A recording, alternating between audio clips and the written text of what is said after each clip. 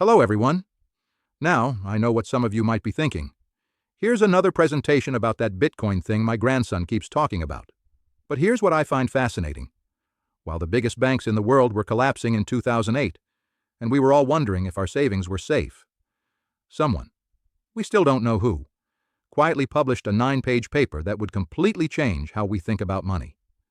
On October 31st, 2008, this mysterious paper appeared. 3 months later, on January 3rd, 2009, the very first Bitcoin transaction happened. Think about the timing here. This wasn't created during good times. This was born out of a crisis, as a direct response to the failures we all witnessed. And that tells us something important about what Bitcoin was meant to solve. Now, here's where this story gets really interesting. The person, or people, who created Bitcoin used the name Satoshi Nakamoto. But here's the thing. Nobody knows who that really is. For 3 years, from 2008 to 2011, Satoshi communicated only through emails and online forums. Never a phone call, never a video conference, never even a photo. And then, in April 2011, Satoshi simply disappeared. The last message was beautifully understated. I've moved on to other things. Just like that. The creator of what's now a $1 trillion system just walked away. Oh, and those million Bitcoin that Satoshi probably owns? They've never moved. Not once. That's hundreds of billions of dollars just sitting there, untouched. So naturally, people have been trying to solve this mystery for over a decade. Let me walk you through the main suspects. And believe me, this is better than any detective novel. First, there's Hal Finney, a brilliant cryptographer who received the very first Bitcoin transaction from Satoshi. Some think he was Satoshi.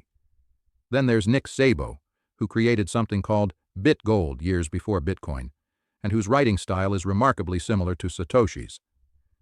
My personal favorite theory involves a gentleman named Dorian Nakamoto, yes, that's his real name, who lives in California and vehemently denies any involvement with Bitcoin.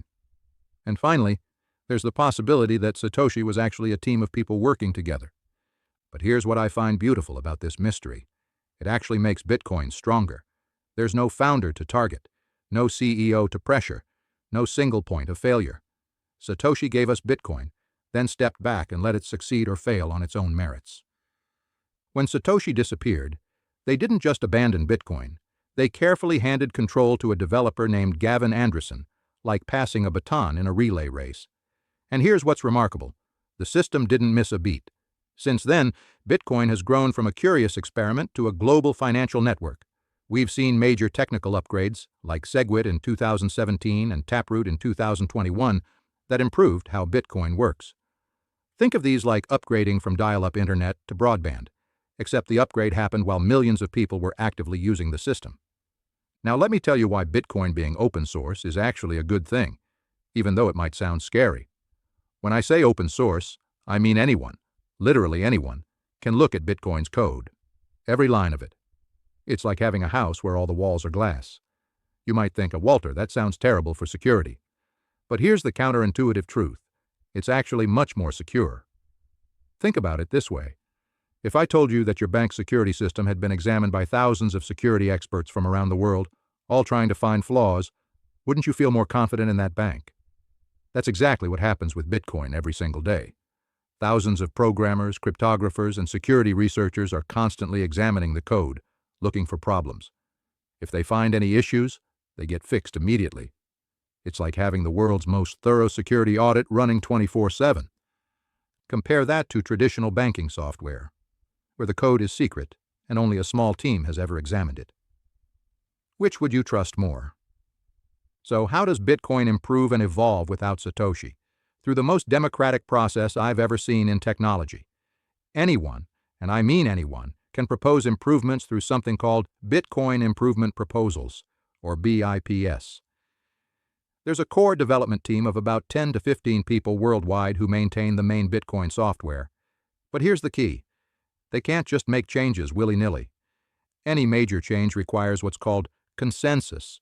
Basically, the vast majority of the network has to agree. It's like having a town where every major decision requires not just a majority vote, but an overwhelming supermajority. And every citizen has access to all the meeting minutes, all the proposals, and all the voting records. No closed-door meetings, no secret deals. Before any change goes live, It's tested extensively on separate networks. It's the digital equivalent of testing a new bridge on a small scale before you let rush hour traffic drive across it. What started as one person's brilliant idea has become a truly global, democratic financial network maintained by thousands of people who will probably never meet each other. And somehow, it just works. That, my friends, is the real magic of Bitcoin. Not the technology itself, but the human cooperation it has inspired. Now, before we wrap up, I want to leave you with something important. If our discussion about Bitcoin's journey from mystery to mainstream has sparked your curiosity, and I hope it has, then you're probably wondering, Walter, where do I go from here? Well, I've got two suggestions for you, and neither one involves jumping into some get-rich-quick scheme or following the advice of someone on TikTok who looks like they're barely old enough to vote. First, if you want to stay current with what's happening in the cryptocurrency world, and trust me, things change fast in this space, I write a weekly blog at over50crypto.com. That's over50crypto.com. Every week I break down the latest developments in plain English. No hype, no promises of Lamborghinis, just honest analysis from someone who's seen enough market cycles to know what actually matters. But if you really want to master this subject, and I mean truly understand it from the ground up, then I've written the complete guide. It's called Bitcoin and Beyond, a guide for people who remember when phones had cords, and you can find it on Amazon, link in the description below. Now, why did I write this book? Because most cryptocurrency content out there is written by 20-somethings for 20-somethings. It's full of jargon, assumptions, and frankly, a lot of breathless excitement that doesn't help you make sound financial decisions. My book is different. It's written specifically for experienced adults who want real knowledge, not get-rich-quick fantasies. In it, you'll find everything we talked about today and much more. Step-by-step wallet setup, how to make your first purchase safely, tax implications explained in simple terms, and advanced strategies for integrating cryptocurrency into your existing portfolio, if that's what you decide to do. Remember, whether you decide cryptocurrency is right for you or not, making that decision with real knowledge is always better than guessing. So visit over50crypto.com for ongoing education, or grab the book on Amazon for the complete deep dive. Either way, thank you for your time today, and remember, the best investment you can make is in your own understanding.